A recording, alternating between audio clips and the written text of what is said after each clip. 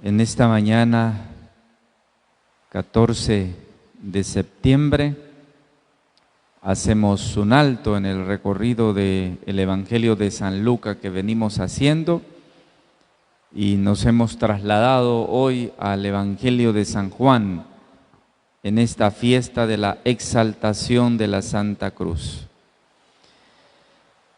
Debemos estar, mis hermanos, en guardia, podríamos decir, ante dos tentaciones que se nos pueden presentar ante la cruz de Cristo.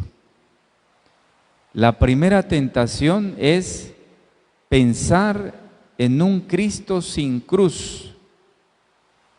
Y la segunda tentación es pensar en una cruz sin Cristo. La liturgia de este día, lunes 14 de septiembre, nos habla de la cruz como un árbol noble y fiel. No siempre para nosotros es fácil entender la cruz. Solo con la contemplación se puede avanzar en este misterio de amor. Jesús, cuando ha querido explicarle el misterio de la cruz a Nicodemo, como lo recuerda el Evangelio de hoy, usa en realidad dos verbos importantes. Le habló del verbo subir y del verbo bajar. Jesús, que baja del cielo para llevarnos a todos a subir al cielo. Ese es el misterio de la cruz. La cruz provoca ese cambio precisamente. El que ha bajado del cielo es el mismo que está en la cruz. El que asume a Jesús con su cruz puede experimentar la experiencia de la salvación a través de la cruz. El apóstol Pablo, en el capítulo 2, en su carta a Filipenses, dice que Jesús se humilló a sí mismo, que se hizo obediente hasta la muerte y muerte de cruz. Eso es lo que llamamos la bajada de Jesús. La bajada de Jesús hasta lo más hondo, la bajada de Jesús hasta la humillación, la bajada de Jesús hasta vaciarse de sí mismo por amor. Y eso mismo es lo que Dios exaltó y lo hizo subir. Eso es lo que provocó la resurrección, el poder de la resurrección, el poder de la piedra que se movió en el sepulcro. Es lo que hizo posible que la vida fuera plena y definitiva. No se puede experimentar la vida sin asumir la cruz. No se puede experimentar la vida verdadera obviando la cruz de nuestra existencia.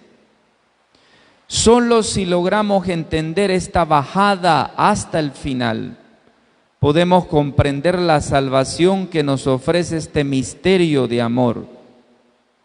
No es fácil, mis hermanos, lo sé. Porque siempre están las tentaciones de considerar una mitad y no la otra. Es decir, seguir a Cristo abandonando algo de Cristo. Es decir, asumir una o la otra de las tentaciones. Pensar en un Cristo sin cruz o seguir una cruz sin Cristo. Siempre está esa tentación.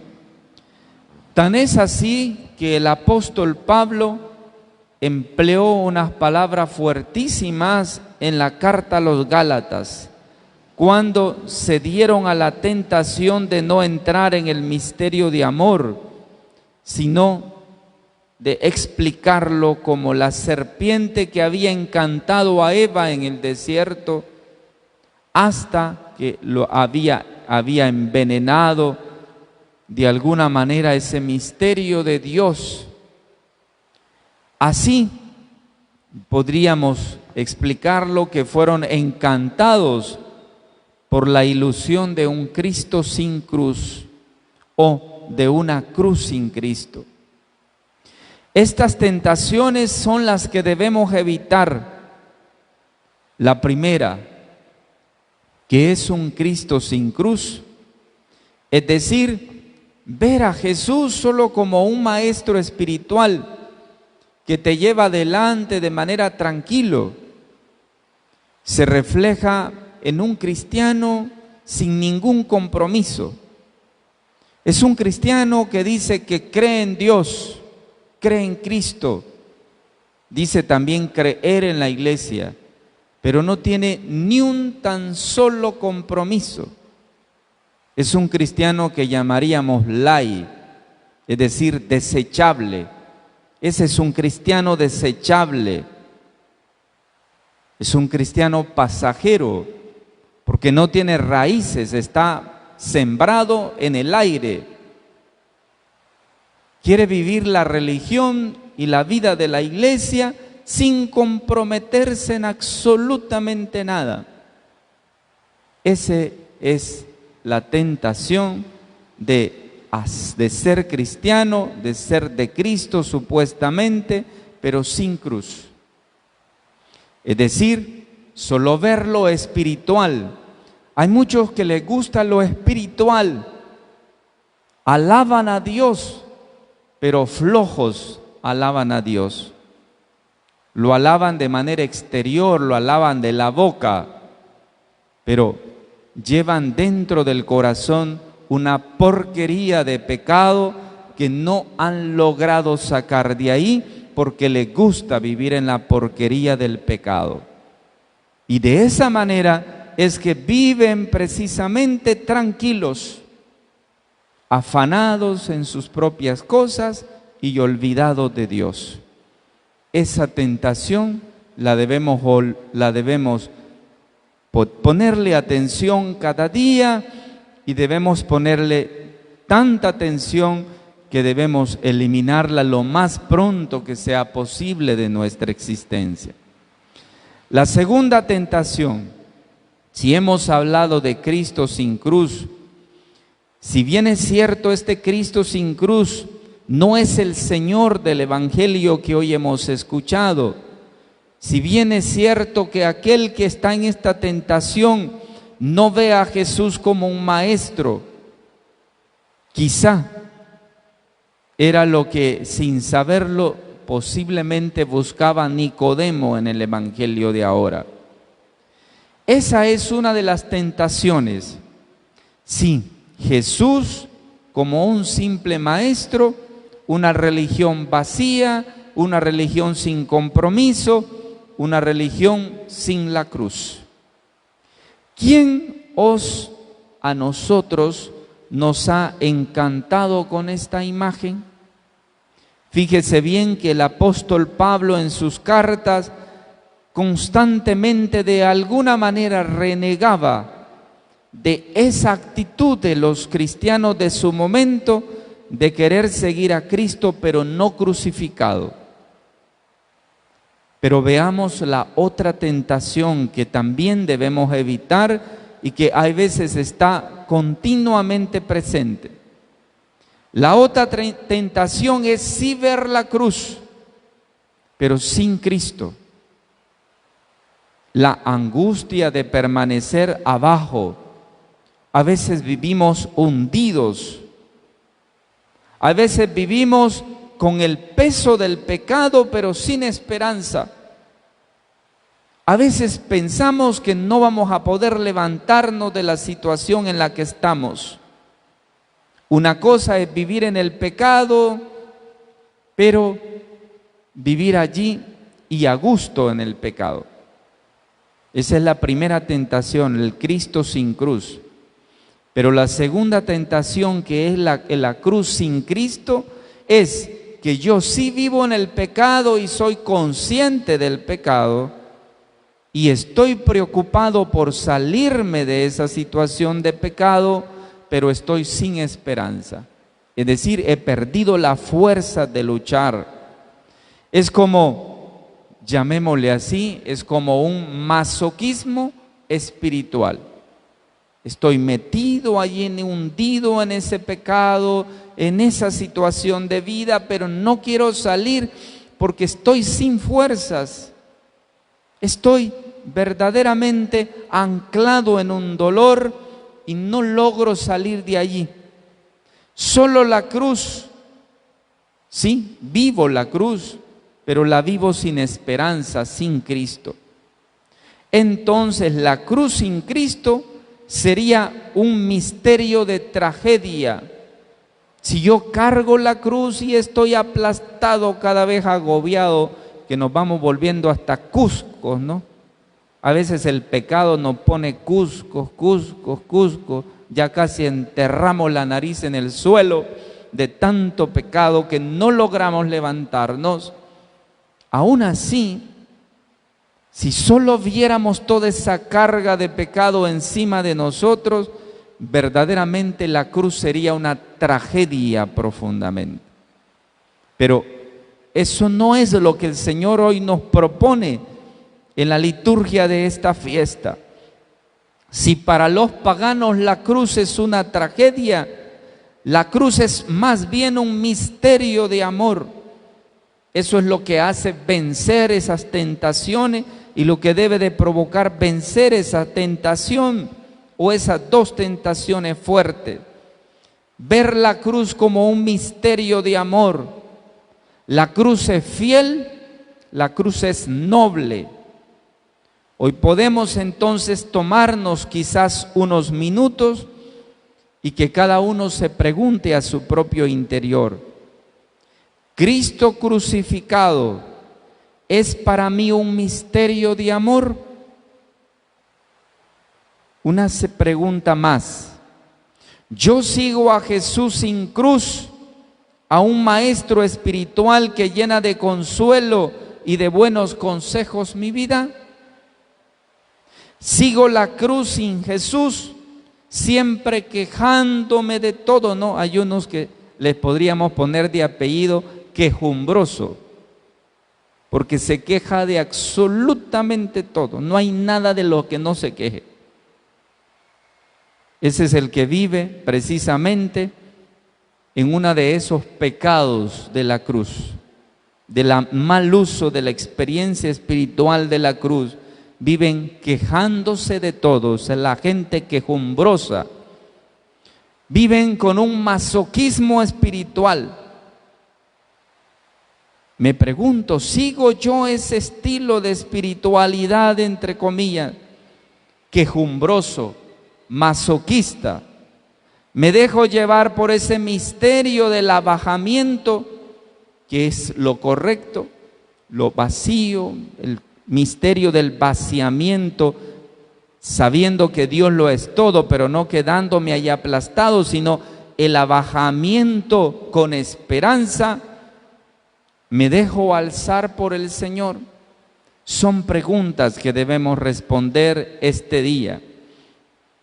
Lo más hondo de Dios viene del encuentro entre el hombre y también del hombre y el dolor humano, que es asumido incluso por el mismo Dios.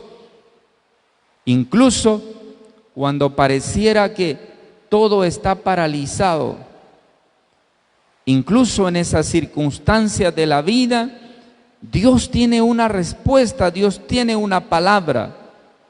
El veneno paralizante de lo absurdo nunca es la última palabra a ningún aspecto de nuestra vida. La última palabra siempre la tiene Jesús, su cruz, pero esta entendida como la cruz que reconcilia y que salva. Pero nos toca a todos levantar la mirada, poner la mirada de frente. La cruz de Jesús nos enseña a hacerlo. No la miramos para desesperarnos, sino para leer en ella la respuesta al enigma fundamental que asalta al hombre y a la vida humana. De dentro de la cruz debemos entenderlo así, y así lo dice la palabra: así lo entendemos desde la palabra, desde dentro de la cruz proviene la resurrección, es decir, proviene la vida. Si contemplamos el amor que hay dentro de la cruz, la vida que hay en el absurdo de la muerte, la increíble entrega que allí hay en una, podríamos decir, en una expresión hay veces mezquina del sufrimiento humano, comprendemos que allí, incluso en esa realidad, creemos en Jesús, acogemos ese don del amor de la cruz, lo acogemos en lo profundo y todos los dolores se asocian al misterio de la muerte y se asocian con las miradas abiertas y con la esperanza abierta. Entonces, detrás de la cruz siempre vamos a hallar caminos de resurrección. Curiosamente, fíjense bien que en la frase central del Evangelio de hoy se sustituyó el término mirar. No dijo el Señor, así tiene que ser levantado, hay que mirar la cruz, así tiene que ser levantado. Lo sustituyó por la palabra creer, por el verbo creer, para que todo el que crea, no dice para que todo el que mire, sino para que todo el que crea tenga por él vida eterna. Por lo tanto, se trata de contemplar creyendo, es decir, asumiendo. La cruz se asume y se asume de manera correcta y real. No podemos vivir nuestra vida cristiana bajo esas tentaciones de las que hemos hablado, abandonando la vida del dolor y del sufrimiento y queriendo llevar un cristianismo light, pasajero, desechable. Tenemos que vivir un cristianismo auténtico que implica compromiso y obediencia a la voluntad de Dios. De ahí entonces que el mensaje que brota de la cruz es demasiado claro y exigente. Hay que ver en la profundidad de la vida.